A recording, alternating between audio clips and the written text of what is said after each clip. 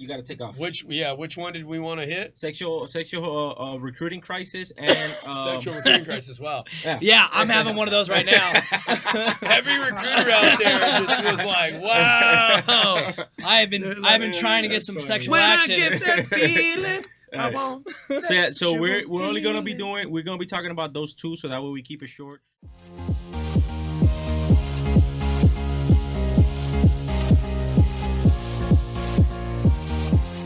Hello everyone and welcome back to another one of your episodes here in the A to B podcast. I am with my co-host today, Barry Bull, and I'm also joined by Rob. So I'm Hispanic. His last name is kind of complicated for me to say, so I won't even butcher it. But I know he's Rob. We just had an amazing podcast episode with him. And the last one, you guys can go ahead and watch it right here, okay? Today we're going to be talking about sexual harassment in the military. Woo! And a very, very, very, very, very special topic that I really want to talk about because there is a school of thought of this. Yeah. And that is, does the Marine Corps or the military really have a recruiting crisis? I vote no. Let's talk about it. Yes. Okay, well, here we go. Oh, gosh. Here we go. Let's talk about it. So, here's why they think it's got to... instructor would say no. Yeah, well, because we're recruiters, it's like it's hard to recruit people, right? Because I didn't get any appointments. I didn't even try. I was at the food court in the mall. They're missing mission. They're missing mission, so recruiting's hard, so we have a recruiting crisis. It's like, okay, guys, let's just... No, I didn't say it was hard. I'm just saying it's a crisis because they're missing mission. Yeah, they're missing orange chicken on the food court. Well, here is what I will tell you, okay? What I will tell you is the following. I hope you're not looking at the news because that's fake. No, well, I'm not. I'm not looking at the news. So apparently, Albert only watches MSNBC. Based on the stats, says that the Marine Corps was the only branch that met their goal by 104%, and that already they are Is this recruiting or retention? Recruiting. And that they are already positioned to meet their 2024 goal by 30%. How do you guys feel about that stat? That it's a lie. It isn't. There's no way. All right, hold on. They're not going to, We're looking. So I will tell you this. If there is people still want to be Marines.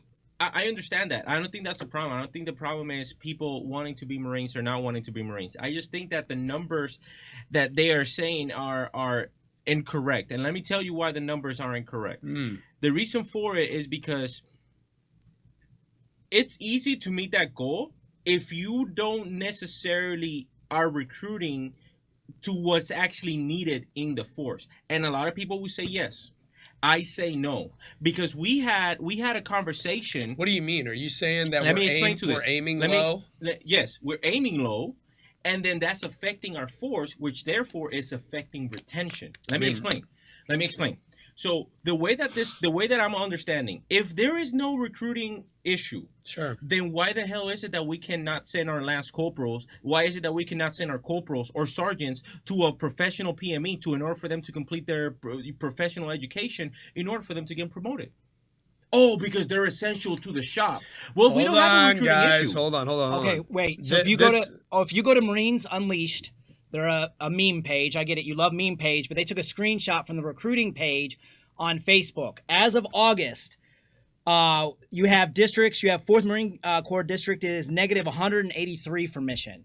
You have 9th Marine Corps District, 193 minus on mission. Like if you go to the Facebook recruiting page, there's people taking screenshots from McChris showing that What's McChris? McChris is the way that they show recruiting, their numbers and everything else. Okay. So they're showing the actual numbers that they're missing mission, but there's recruiting math. Like, oh, suddenly we don't need that. What does that mean? We just suddenly make mission because I had it when I was on recruiting duty. They'd be like, we need 10 people to recruit this month. And then all of a sudden they'd be like, oh, you only need 8. We don't know where the other 2 went. So I'm going to tell you where they went. What happens is that Houston. In recruiting, they do crack deals. Did you hear about Houston? No, and that whole they had the first ever full platoon going out from RS Houston. Really? Like 93 people. So yes, Houston is bringing the mission, but outside of H-Town. So what happens is that, right? In the system, you get assigned a certain amount of people that you need to recruit each month, each year, each quarter, or whatever, right? What happens is when there is a recruiting station that is not about to meet those numbers, that's when XO, CO start having those conversations like, hey, listen, I'm gonna miss mission. How about if you get this many people and then I get you in the back end? And then they transfer that mission, they transfer that quota in the system to it's a shell game. But the problem is that is not really fixed in the main issue. If there's no two things, these are my arguments, and people here in YouTube, people here in TikTok, please let me know. Why is it? This is my argument. I'm going to answer it. If there is not a recruiting issue in the actual Marine Corps, why are not we sending our Marines to Professional Military Academy? Easy. And why are we making excuses? You know, Master Stanek said that it was laziness. Sorry, not a valid laziness excuse. By what? The recruiters? Laziness by the command by not sending them. They saying that no, that's not a recruiting issue. It's not the recruiting issue. It's just that their staff and COs are lazy. Not valid excuse for me. The other one is, if we're meeting mission, then why is it that it is the worst type of lifestyle that you can have? Yes, worse than a drill instructor. The worst type of lifestyle that you can live is when you are a Marine Corps recruiter, because it doesn't matter how good you do on recruiting, that will always demand more. Always. It doesn't matter. So why is it that we have to go through that lifestyle if they're making mission? Why not simply afford us the opportunity as recruiters to be like, okay, because on recruiting duty, guess what? It doesn't matter if you wrote 6 or 7 that month. You know what they're going to tell you? What do you have for next month? It does not matter for how much you actually got over that. It depends on who you're. I got spoiled because I was able to manipulate my guys, because my boss would come at me and be like, hey, you're going to have to work like this day. And I'm like, well, I guess we missed mission. And he's like, what? I'm the only one bringing mission. So if you're going to poke at your heavy hitter, then I'm just not going to bring in a body. And it's like, well, I guess you can go ahead and have that Saturday and watch your football game. And I'm like, thank you very much. I played that game. I'm like, I have this in my back pocket, and this is what I'm going to do. Yeah, nope. Okay, so you're saying that... We can talk about that. You're saying that, like, okay, number one, here, let me answer your question, though. Okay, so, Go but ahead. I think that you're taking your experience on recruiting and saying that it's never good enough, which is an issue. And you're like, conflating that to mean there's a recruiting crisis. Part two, not sending Marines to their required education for promotion. To me, that does not mean there's a recruiting crisis. I think I know what you're driving toward. Correct me if I'm wrong. Now, here's the deal. We are taking a force level issue, a Marine Corps issue. But then what are we forced to do, right? We're forced to dive into the units, the MOSs. Okay, and some of them are going to be plussed up. Some of them aren't. You know how many O1s I saw? Dude, people think O1s, you just got to like lick windows, mouth breathe, and you get promoted. That was one of the most competitive MOSs I've seen. Okay, it's straight up because there's a lot of people that are O1s. Well, guess what? You flood the market. All of a sudden, sorry, Lance Corporal Bull, Sergeant Bull, your reenlistment, got denied. Your options are get out or lap move. And I saw it time and time again. All right, so you can't take, because here's the deal. How else are we supposed to really talk? So I don't believe there's a recruiting crisis. How else are we supposed to attack the issue if we're not going to take seriously the numbers that are being presented? Well, the East Coast has already said, at least again via the Facebook group and seeing the numbers that have been posted in that, the East Coast is going to miss mission. The reason that the overall Marine Corps is going to make mission is the West Coast. Thank you, West Coast Marines. So we got Texas. That's unfair. Right. But that's where again it goes where there's a crisis because okay, if you're that East Coast recruiter, you're not making mission, you're not doing anything, and then we're basically blasting it on social media and we're blasting it on the news saying, hey, the Marine Corps is making mission. No, they're not. One side is bringing in the heavy hitters and everything else like that. But this other side, and how long can we go and pull from that one side?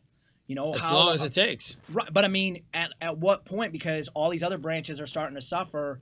When is it going to get into our issues? And it's like what you said on the last podcast when you said the Marine Corps is known to be one of the most depressed branches. So sooner or later, are these kids going to be like, yeah, I want to be on that because I just watched that kid on TikTok and he hates life. Let's talk about it then. How much do you think that sexual harassment, sexual assault cases are affecting recruiting right now? Because I'm gonna tell you this. Even though it is an issue, it's definitely affecting it. How big of an issue is it really compared to how it's being portrayed on social media? 40% of women in the DoD report some issue of harassment or assault. How do you feel about that, Rob? I mean, I would tell you that. I mean, that's a very rough number, but it's I don't know the numbers, but I do know that it's definitely got to be an issue. I got the numbers right here. Well, the reason why I know it's got to be an issue is that was probably the hardest question I ever had on recruiting duty. I was getting ready to ship out a female, and the mom's like, "Hey, I want to have a talk with you." And this is when what was that big ordeal where it came out on social media, all the nudes? Oh, Marines United. Yeah, Marines United had just come out, and the commandant and the sergeant majors of the Marine. And this, if you guys don't know what it was where like female Marines pictures were getting leaked to this website. It was anonymous for a while, I think. Did they discover who the people were? There's some people that got caught up in it. Yeah, and some of them were nudes though. Yep.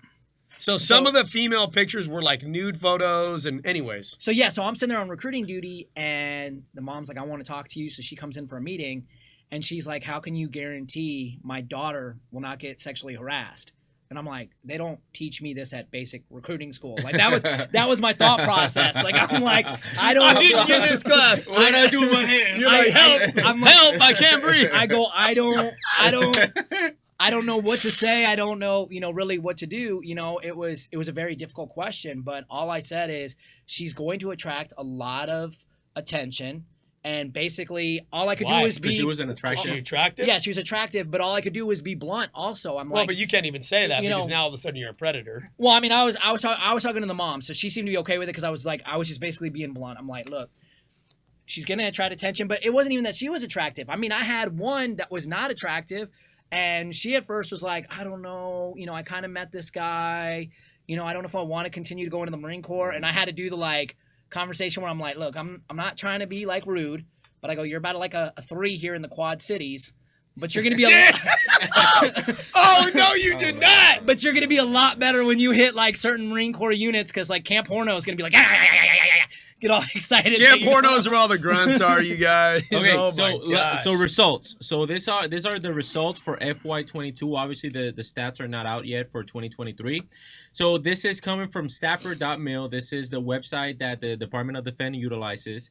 The Department of Defense received a total of 8,942 reports of sexual assault in FY22, which is an increase of 76 reports over the 8,866 received in fiscal year 2021. Out of the 8,942 reports of the sexual assault, 5,941 were unrestricted reports and 3,001 were restricted reports at the end of the year. That's a lot. And for those of you guys that don't know what restricted and unrestricted is, unrestricted, that means that all the information for all the parties are out there.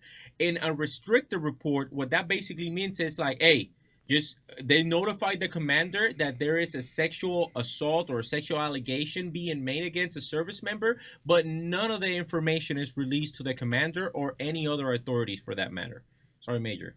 Yeah, that could be true. I don't know if you're a sapper out there, fact check us on that, but because I think the commander may get notified who the person he gets is. notified. No, he doesn't know. The commander does not get notified. No, the commander does not get notified if it's a restricted report. If it's an unrestricted report, then all the information gets. But what a lot of members do, and they mess this up because they don't know the difference. I think it's better nowadays. They will immediately render it unrestricted by the way they initially report it. Correct. So you got to be careful. If something happens, you definitely want to talk to a sapper. Get in touch with the sexual assault prevention No, I can't remember if it was Cali or if it was Hawaii, and maybe they've changed it now. But I thought one of them you automatically had to do unrestricted. Because it depends on the type of. I believe, and again, I'm not a sapper. Right. I'm not a certified sapper, but I believe it's depending on the state. Because That's what I'm saying. The state has a say in it. Like, let's say, for example, here in California, if you go to a hospital in order for you and you claim that you were raped or sexually assaulted or anything like that, it becomes an unrestricted. Yep, that's what I meant. report. Yeah, and I think that sometimes kind of holds people back where they're fearful of going to report it. Sure.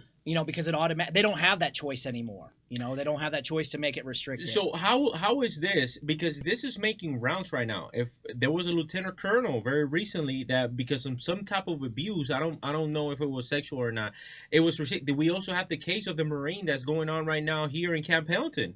That the news or the command still hasn't released they information. They charge him with sexual assault. I think they did release his name, didn't they? I don't know. Well, the family wanted to file a petition for the military where very sneakily they could get his name so that way they can put it out there. But as far as the last thing that I've heard on that was that the Marines information this is the young lady who was 16, allegedly trafficked by the Marine.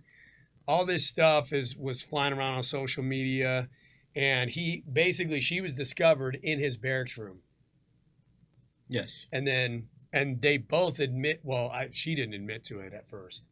He admitted to having intercourse with her. Obviously, she's, a minor. So, I'm going to tell you this. And that's where a messy military lawyer and one of her lawyers that's actually in her firm jumped on it. And we started talking about this because it makes people cringe. And I get it. The age of consent is 16 in the military. It is 16. And a lot of people are like, that's a minor. It's like, I agree with you. And there's some things that should change. But anyways. I will tell you this. Here's what I will tell you. Regardless of how wrong or right each individual case might be. And of course, each individual case is going to be completely different. But something that doesn't change regardless of the individual case is the overall perception that is being had in the military about sexual assault and what is actually being done. Well, because it gets blasted on social media. Because there's so many social justice warriors. Dude, they can't wait to expose the next toxic leader. They can't wait to expose the next sexual whatever. And some of it is true and some of it is like really just people jumping to conclusions. But it also in the end, it starts a social media fire. But it doesn't help either when you've got pages like Not in Regs, and they sit there. Dude, somebody accused me of running that page. You know that? Oh, sweet! I didn't know you did. Cool. Yeah, wow. I guess me and you have been talking in our inboxes. Wow, so guys, it's been pretty neat.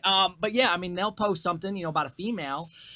And then you get all these guys talking trash, like, hey, she's only good to be in our bedroom. She's only good for That's this. why I did she one of those be posts, in. man. And it's just like, you've got a future female poolee looking at this page. That's why That's why it pissed me off, dog. Because this guy, he'll do stuff like that. He'll post stuff like that. And I've talked to many people, and one of the recent ones that I did, he didn't even say anything in the caption. But you don't need to, because you know your audience and you know what they're going to say. And that's what they said. There was like 15,000 comments. Mm-hmm. None of them were like, hey, guys, let's take it easy on her. They were freaking raking them to the coals. Yep. Yeah.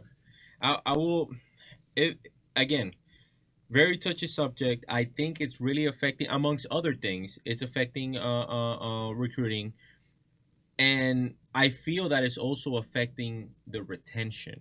Here's what I'm going to say, man. I got to say this. I know that there's a perception that it's a huge problem. I'm not here to say that it's not. It is an issue. But I'm going to tell you this. And this is my opinion. In the military, there are so many systems, procedures, policies, orders to help you and benefit you that you ain't ever going to have in the civilian world.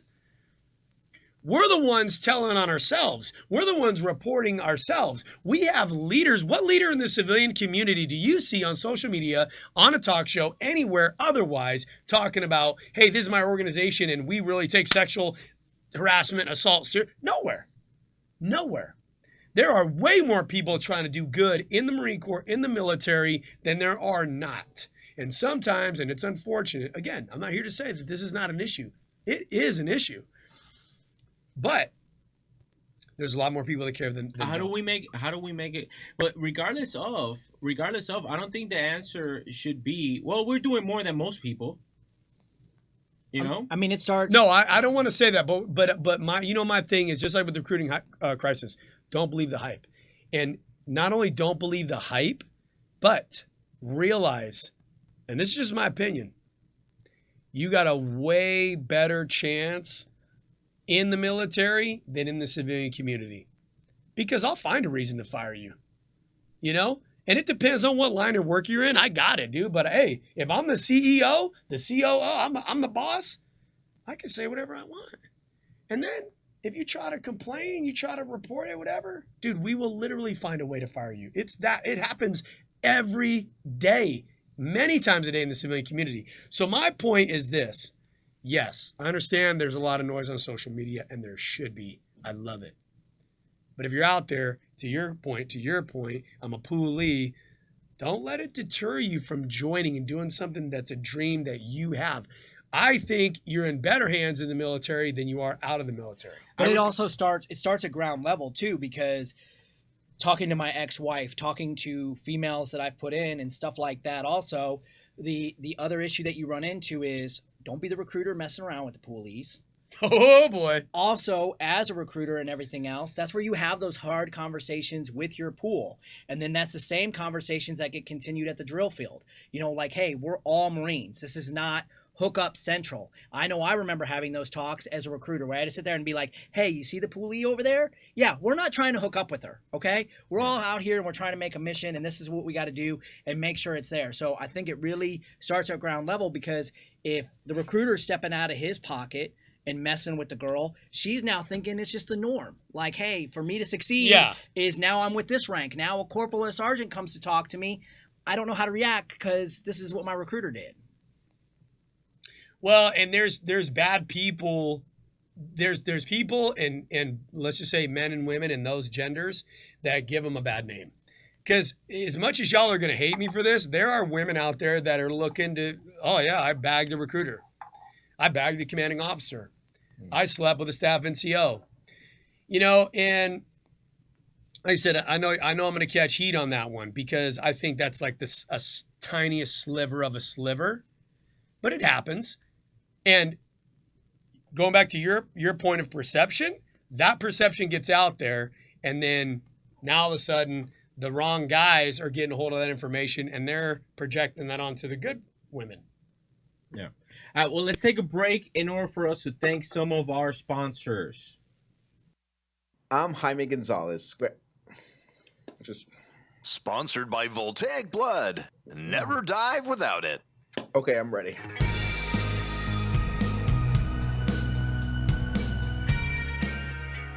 Voltaic Blood is a unique concept for a TV series. It's a fun blend of retro-futuristic cyberpunk vampires, fusing ancient supernatural horror with the technology.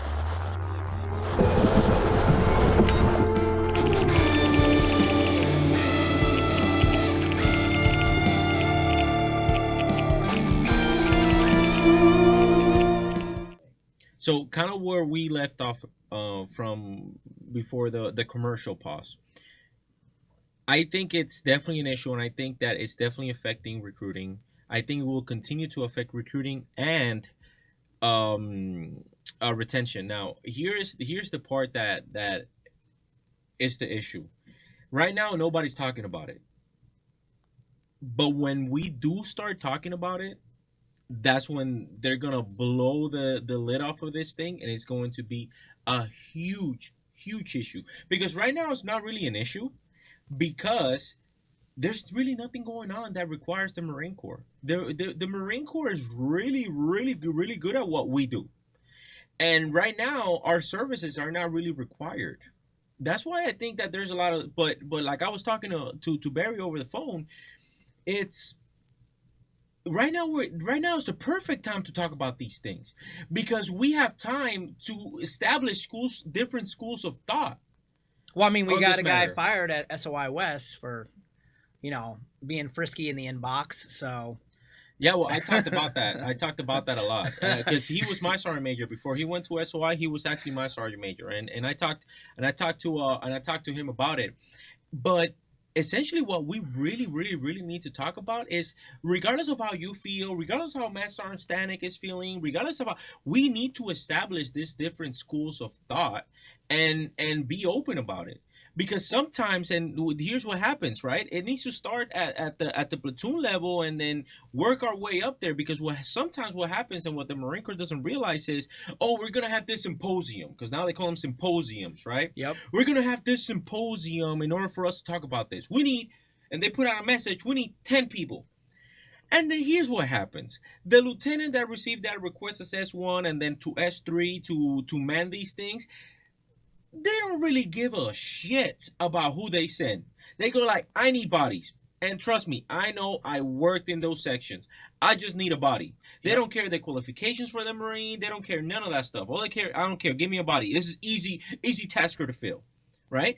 Instead of us having those conversations at the command level, whether it'll be platoon, whether it'll be company, whether it'll be whatever, and us sending the right people, the right voices that are really going to represent the command into those things. Same thing with when the sergeant major, because from what I hear from the message that was released by the commandant of the Marine Corps and the sergeant major of the Marine Corps, is that they're going to start going out, they're going to start doing like these live videos and all that stuff.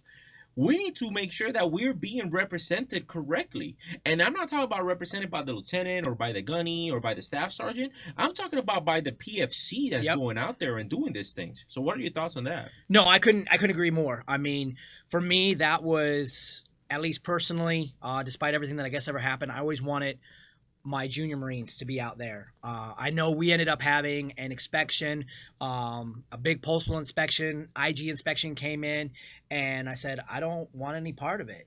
I've got my sergeants, my junior Marines, all that. I go, I want them to shake, meet and greet, and do whatever, because it's very easy for me to tell them what they want to hear. Yeah. You know what I mean? Like, oh yeah, everything's perfect. No, what is coming down from that level? And that's the same thing with the sergeant major and the assistant commandant right now. I'm hoping that they're sitting there kneecap to kneecap on the ground level, because it's very easy for me as a staff NCO to say everything's good, and it really isn't. Because sometimes that staff NCO, it's not even that he's lying. He or she's not even down to that ground level. I may not have that many followers on social media, but I consume a lot of social media. Yeah. And with me consuming a lot of social media, I can tell the difference between watching these junior Marine pages compared to like some of these staff pages. Some of them are, some of the staff pages are like, yeah, world's great, everything is awesome. And then I've got some of the at the backs of and then I got some of the junior Marine pages that I'm following, and they're depressed. They're battling with possibly unaliving themselves. They're doing all, and I'm sitting there like, Are we not seeing this message? Are we not doing there? I mean, I got a Marine that I knew down in Hawaii. He just got recognized for, a NAM, and he'd been out there 5 years, and he's about to EAS, I think, in a week or two. And he's like, it took all this time, and now it's finally there. But he's been working all these hours, and it's like, where do you go to recognize this guy? And all the hardships he had gone through. He's gone through mental health issues and all that. But it's like, are you really paying attention to that? Yeah, and it's a hard thing to define, because there's never going to be an absolute answer to this. I don't think there's never going to be like, oh well, as long as we're doing this. Well, as a matter of fact, if I were to actually be, as long as we're doing this, we should be fine.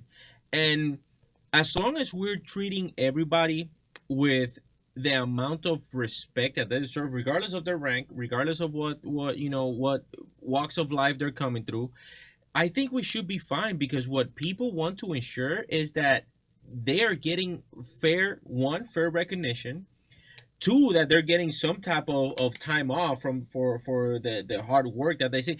And because the more that we actually do that now, I feel that the more critical thinkers we are going to have for what could come in the future wars that we might be fighting. Because right now, in my opinion, the next one is not going to be wars of attrition. It's not going to be a war of attrition. It's not going to be, well, I have the bigger. No, it's going to be psyops. It's going to be digital warfare. It's going to be all of those things that are going to shape the mentality of a specific community. And if we want to remain lethal as a United States Marine, we have to be very, very good at what you do, regardless of what your job is. You can be a postal clerk, you can be an administrative guy, you can be an O3, and you have to be the best at what you do. Granted, but you also have to develop critical thinking skills to understand what's going on around your surroundings. And this is the crucial part that I think leaders should be better off. What they should be doing is they should, now that we don't have that much things going on, they should start sitting down with their Marines more and not just teaching them about their job, but opening up their minds to like, okay, so while you're doing this job, this other O3 is doing this. This 0811 is doing this. This logistics guy is doing this. Because that's what you really, really, really open your eyes at the macro perspective of what we do in the Marine Corps. Well, the other thing I feel like we've gotten away from is on my last deployment out in 2018. I was part of the Special Purpose MAGTAF. And I brought up to them, I go, where is our basic infantry training for the Pogues? I go, because we didn't have any. We went out there and it's like, and they were basically laughing at me. Yeah. Like, what are you doing? And I go, because again, when the next thing pops off, we're a part of it. You know, when I was out there in Fallujah, I'm out on convoys. Yeah. Well, and so why are we not cross training? Why are we not doing anything? Because that's also building trust in each other. If you're that grunt, because you think about it now in today's Marine Corps, if I'm that grunt, I don't trust that Pogue next to me because I've never seen him do any training with me. And it's not really up to you want the answer to that? It boils down to money. The grunts barely get any money to get their rounds. Trust me, if it comes down to a grunt shooting or if it comes down to a 01 shooting, they're gonna obviously pick the 03 because there's most likely that I'm not even talking about shooting. What I'm talking about is basic things that you could even do at your small unit. I forgot what it was called. I feel bad that I've probably forgot more things in the Marine Corps than I remembered. But there for a little while, we got back to where it was an annual requirement to go through those basic tests again. We were going to do first aid, some infantry skills training, everything else. It ended up being a paper drill, and then the Marine Corps got rid of it. This was about 3 years ago. Yeah, but... And so my thing is, I looked at it like, but that's something that you could have expanded on without money. You don't really need money. You got these McMap instructors, everything else. Like, hey, set up a little triangle, set up a little box. You got your rubber rifles because pretty much it seems like everybody's going to be training them. And you go out there. I mean, if you have guys in your unit, you know what I mean? You get these certain guys like, hey, let's go out for a quick training thing, teach them how to train that, do the basic skills. Yeah, but you don't have an 03 in your unit. There you go. But you're talking about just the basic skills. It doesn't have to be that 03 directly. I mean, for me, I look at it as I had enough training. I mean, not now I don't, but I had enough training from when I was deployed back in the OIF days that I could have at least given you basic skills. I'm not a grunt by any means, but I at least could have been like, hey, here's how you clear a room. Here's how you do all that for at least what you need to know. You know what I mean? Because I'm not a grunt, so there are certain things I'm definitely am not going to be that involved in. But I know how to do the knee kick and we all lead into the room and we all clear it and we do all this stuff. So it was basic skills that we learned back then. And it was just stuff that they used to put us through when we were going out to OIF. Yeah. But as soon as OIF stopped and OEF stopped, they were like, all right, we're not. And again, that's what I'm saying. It doesn't have to be the range. I'm not even talking about the range. I'm talking about when you go up to a Marine that's been in for, say, 2 or 3 years. If I walked into an office and I said, okay, hey, Marine, can you go clear this room? They'd be like, all right, I haven't done that since MCT. Oh, yeah, let me take the trash out real quick. Yeah. They think clearing the room is taking the trash out. Yeah, like they'd be like, I haven't done that since MCT. I have no clue, and it's that kind of confidence for you to be able to build. I mean, I know for me, it's like police call. Why does that matter? Why is the NCO or staff NCO losing their mind that it was police call? Well, for us, that was back in those Iraq days. It's like, okay, trash, hid the IED. Mm-hmm. So that's what I'm talking about more. It's whereas like we've gotten away from that. You bring a good point. Let me tell you why you bring a good point. Because now, I don't think, because I remember exactly what you're talking about. Back then, when I was a PFC, when I was I was no, I was a PFC because I was a private when I was in the schoolhouse. But when I was a PFC that just got to the fleet, I was like, why the hell do we gotta go police call this much? And then that's what I'm saying. It wasn't until I picked up like almost senior lance corporal, then a corporal explained to me, a deployed corporal explained to me, yeah, because when you go out there to Iraq or Afghanistan and you see a little piece of trash or you see something, you gotta pay attention to that type of stuff because an ID could be released. Now people lost that way. Now they go and they say like, well, pick it up. Why do I gotta pick it up? Because I say so. Yep. And then they don't really know or understand why is it that we're doing that type of stuff.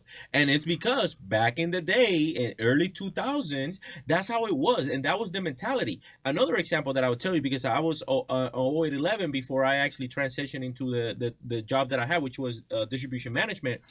It was very different. And let me explain to you why it was very different. I remember that we had to scream at the top of our lungs to our Marines, and we would demand that if one of our Marines, we told something out of one of our Marines, that it was instant obedience to orders. That's it. But it was because, again, I had good NCOs when I was, and that was one of the best things that I really took out of being an 08. It was the leadership skills that got taught to me. I was very fortunate that I had some really good leaders. I had bad leaders too, but I had the very few good leaders that I had, they were extremely good. And they taught me, it was like, well, yeah, because we're firing rounds, this person screaming over there, this person screaming over there.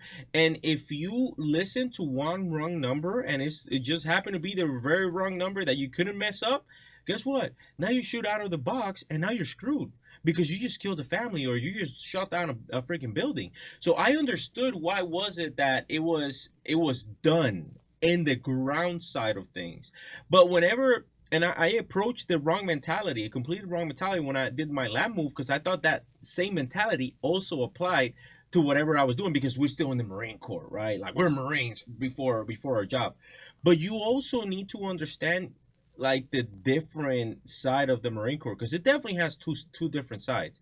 And what I feel that really affects that retention that we're talking about is that staff NCOs or even senior NCOs that go out there and then now they feel that because they went to corporal scores or they went to sergeant scores with a grunt that they talked about how they treat their Marines, they feel that now they can come take their Marines and do the exact same thing. Because let me tell you something, that this, and I don't want to go off on a tangent, but this PMEs, it's crazy that you don't really get taught that much.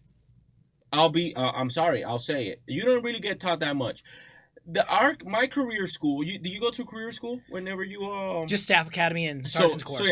So career school, when you go to career school, literally they sit you in these little groups and they go, well, this is the subject. This is the prompt. Sergeant Smuckatelli did this and that.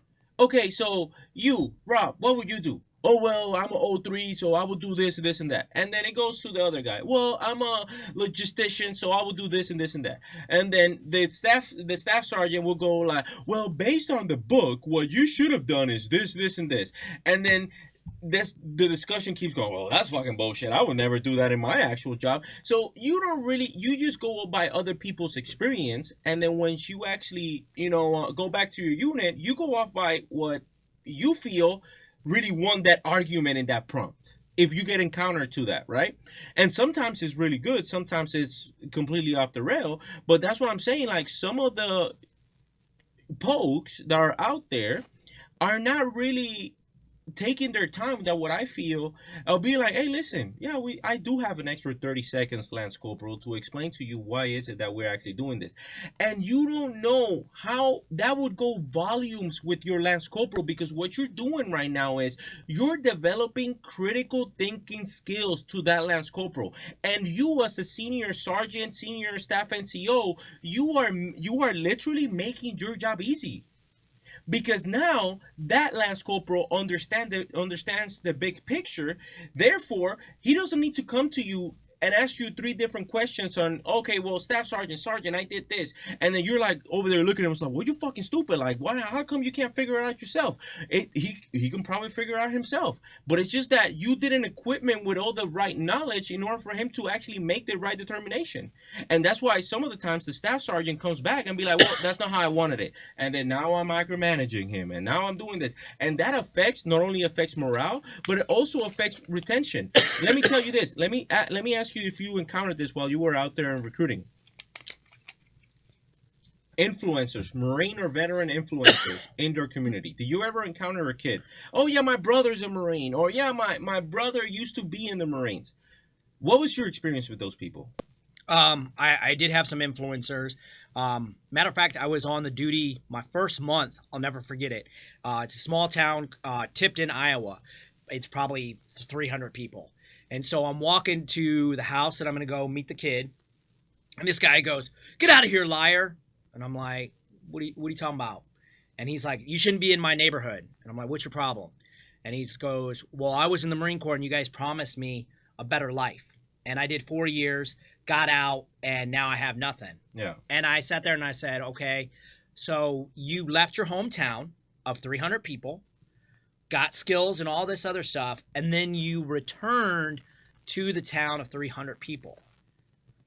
Is that my fault, or is that your fault putting yourself back into a town that has no opportunities basically for you?" Yeah. I gave you skills. Your job market is nothing because you're in a town of nobody. So that was, but I mean, the way that I was able to handle that helped me, because now all of a sudden the parents had come out that I was getting ready to meet and everything else, and I didn't have to sit there and, yell, scream, and act all that other stuff.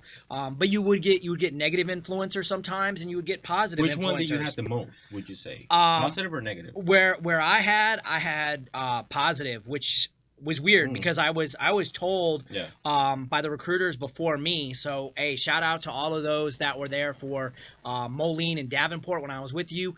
The reputation from there was they weren't going to be as supportive. But I will say for me, and this is just me personally, I think what helped me is I was trying to do everything I could to not be the Marine stereotype. So my first school setup, or my first time going in to meet one of the secretaries, you know how it is to get an education verification, right? Mm-hmm. So I walk in, and this lady just goes, no. I'm like, what, ma'am? And I'm like, what's the problem? She's like, no. She's like, so you're the new recruiter, right? I'm letting you know. She starts having this attitude. I was like, whoa, back up. Yeah, because recruiters go to those schools demanding stuff instead of giving more than what they take. And so I go, whoa, ma'am, what's the problem? She's like, you're not going to come here and tell me when you're going to need an education verification. You're not going to. I go, look, this is how it's going to work, ma'am. This is how it's going to work between you and I. If I've got to come that day and get an education verification, I'm failing as a recruiter. I'm failing with time management. I'm going to come and give you probably at minimum 3 days. That's a minimum. At most, it's probably going to be a week or more. She's like, you're lying. And we just kept that relationship. She told me her son, ran cross country. He liked grape Gatorade. So I would bring grape Gatorade. Yeah. But it was all my interactions I tried. So I showed the Marine, the stereotypical Marine, to my poolees. Yeah. Hey, this is how a Marine should act. And you saw when I was out in town, I'm not sitting there knife handing anybody. I'm not yelling at anybody. I'm saying yes, sir, no, ma'am. I'm doing everything, and nobody owed me anything. And I think that's where recruiters sometimes run into some of the big issues when they're dealing with wherever they are. I mean, even when I walked in the mall, that mall would not allow us to walk through in uniform. And I was like, well, I'll go. And they're like, you shouldn't go. Like, they won't let us. I'm like, I'll go. Like, let's see what's up. And so, like, I got stopped by one of the guys, and he's like, yeah, you can't go. And I'm like, well, I'm shopping. Like, I'm not trying. I go, I'm not going to go out of I go, you can watch me if you want. I will only talk to people that approach me. And he's like, okay. Because my way of looking at it is it's a poster. You know what I mean? Like, I'm still accomplishing something by making my presence known. Yeah, well, my experience was, I would say about 80% of the influencers in the families that I try to recruit, they were negative influencers, and they were like, nope, you know that yeah, he'll tell you this, but then it'll be completely different because yeah, he can tell you this, but then he cannot guarantee that it's not gonna be that way whenever you get into that. And I was like, damn, like you know what, he's not wrong. I cannot guarantee him because I'm not gonna be with him throughout his career. You know what I will tell you this is this though.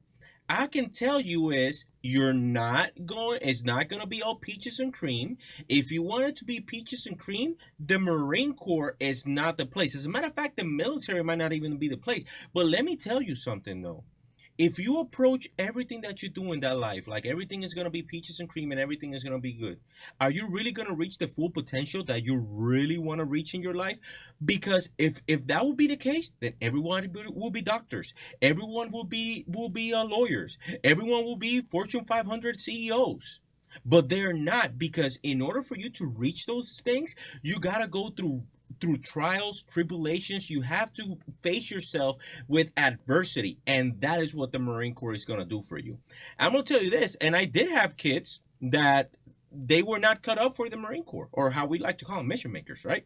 So I did have kids that were not cut up for this type of lifestyle, but at least they knew that I never lied to them. Never once did I told them, oh yeah, everything is going to be great and you're going to be able to do this. And I always tell kids, like, well, what about college? Because my friend that she told me that he didn't have to he didn't have time to go to college. And I always told him, well, was it a priority for him? You can want to go to college, fine.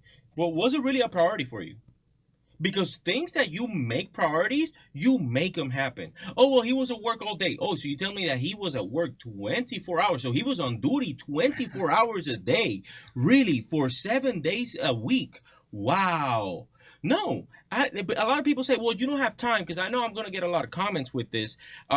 People are going to say that, oh, well, if you're an 03, you don't have time, because you're always stuck in the field. Or they used to say it with me when I was 08-11. Do you know Dr. Flores?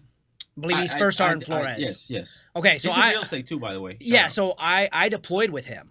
Okay. So I mean, his story is legit.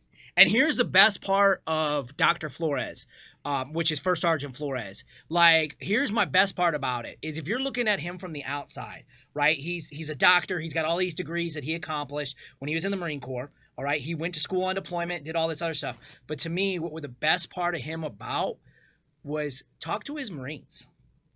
Talk to his Marines. They all would run through the depths of hell with this guy. And that is where I had the respect for him. Because I don't care. Because, you know, people would sit there and they would comment or whatever. And you can say whatever it is about anybody. But as you saw on the last time I was talking about, like, how Barry is. I look at, how does your Marines talk about you? Or what do you do for people? That says a lot. So for me, I'm sitting there, you know, and he had that Marine Corps Times story. And I ended up commenting on it because people started bashing him. Like, oh, well, he's a staff NCO. He's all about just going to college. And I jumped on and I was like, I dare you to ask his Marines that he served with. Because they're like, oh, I would do anything for this guy. Yeah. And I was like, that meant a lot. Because you know how easy it would be as a staff NCO on a deployment to just close your door, get on a computer, and be like, you know what? Sergeants, you got him. I don't even care. Yeah. So, yeah, and know that it's about relationships. It's about life. It's about anything. If you truly care about it, you're going to make time for it. Like, I'll be honest, like, I've gained weight because I haven't gone to the gym. And you know what a lot of people will say? Oh, you know, I don't have time for the gym. Yeah. No, mine is I've just been lazy. Yeah. But I'm going to make time because I want to make it. Staff sergeant, my unit doesn't give me the time. They say that my stuff is not going to get approved. My question to you is, who said that? Oh, well, that Lance Corporal that tried to submit his stuff. Have you tried to submit yours? Do you know, maybe that Lance Corporal was a lazy piece of shit in his work.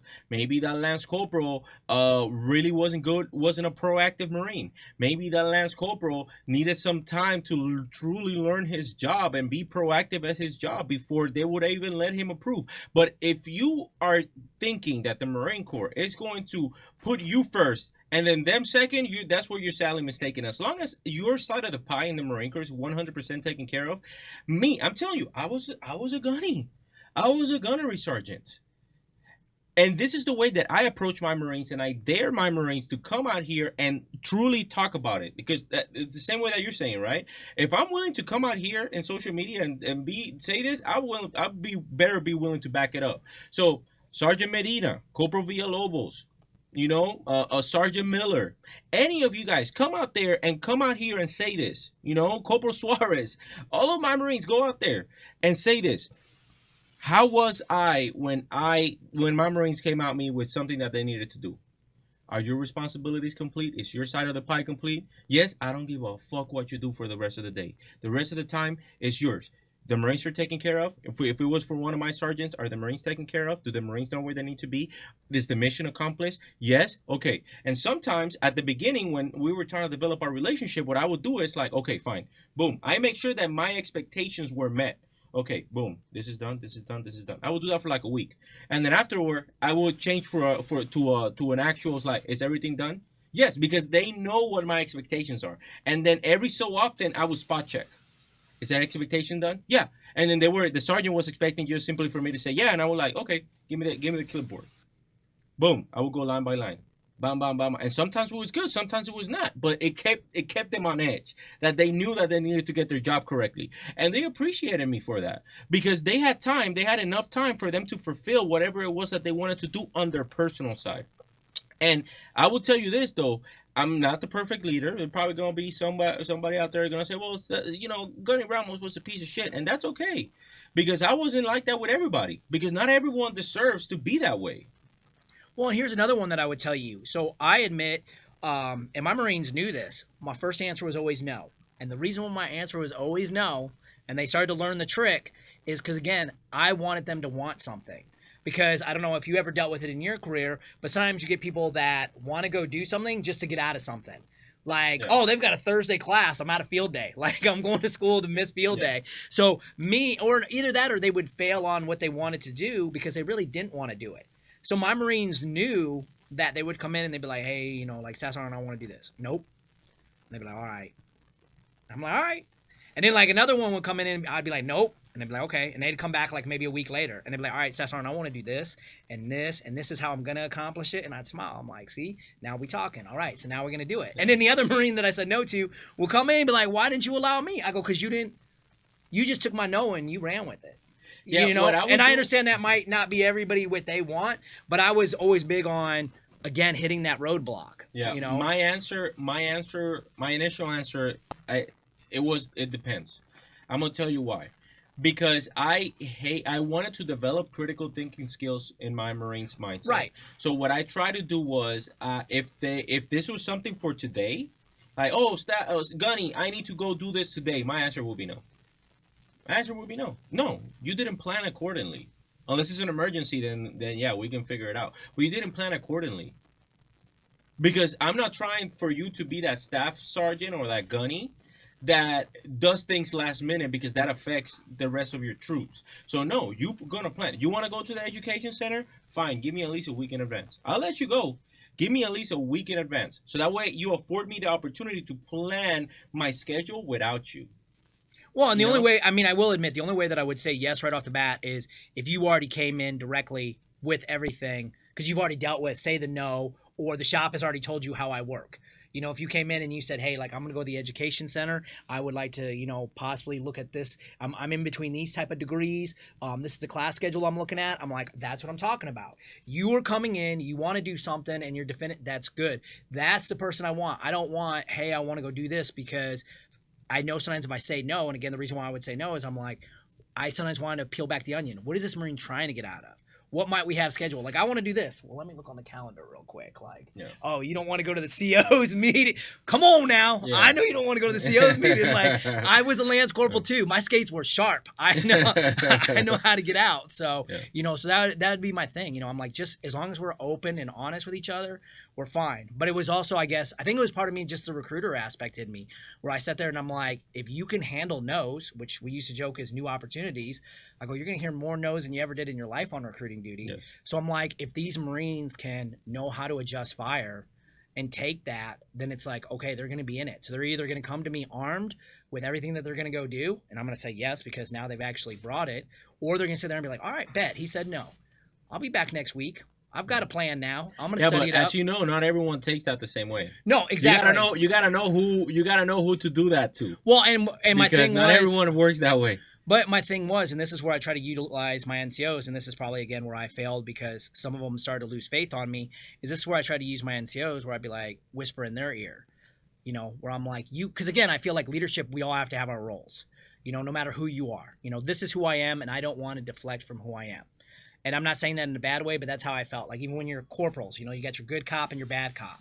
So I would sometimes lean, you know, on that NCO, like whisper in their ear, like, hey, let them know, like, this is what Staff Sergeant wants. I'm not going to blatantly go out there and do it because now I'm giving mixed signals to this Marine. You know, like, hey, what is Staff Sergeant? Is he really fake today? Or because again, I don't know. I always try to have a junior Marine mindset.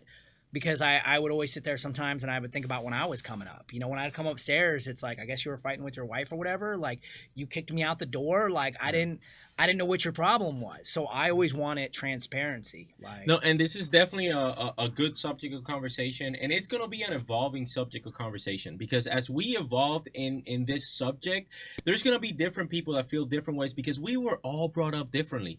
What I want to know is, how do you feel about this specific subject that we're talking about? And please let us know in the comments. Rob, I definitely appreciate you being with us today. I think it has been a very meaningful conversation. Where can people find you on social media? Motivation with Spedden. So it's motivation _ Spedden. It's SPEDDEN. You can catch me on Instagram, TikTok, and I'm on Twitter. I don't really tweet that much.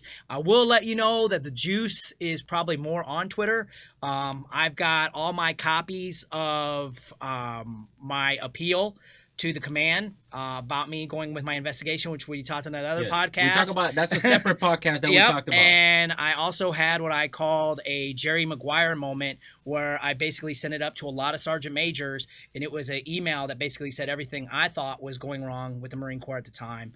And that's I sent ballsy. that. I sent that out, and now that's in there on Twitter. And I mean, I only got like 15 people on there, but I mean, I added the sergeant major, I added the CMC at the time, like I did the ats, and I tagged them in the post. Nobody's ever done it, so maybe you guys will find it today. Oh man! And look at it and be like, oh, that was juicy. He is something different. Yeah, well, so there's a different image on those other ones. Awesome. Well, I definitely appreciate you guys. As you guys know, please go ahead and watch these other videos that are right here. Consider subscribing and following me in all of the social media, because I am here readily available to help you guys out in your military career and also in your real estate needs. I'll see you guys in the next one.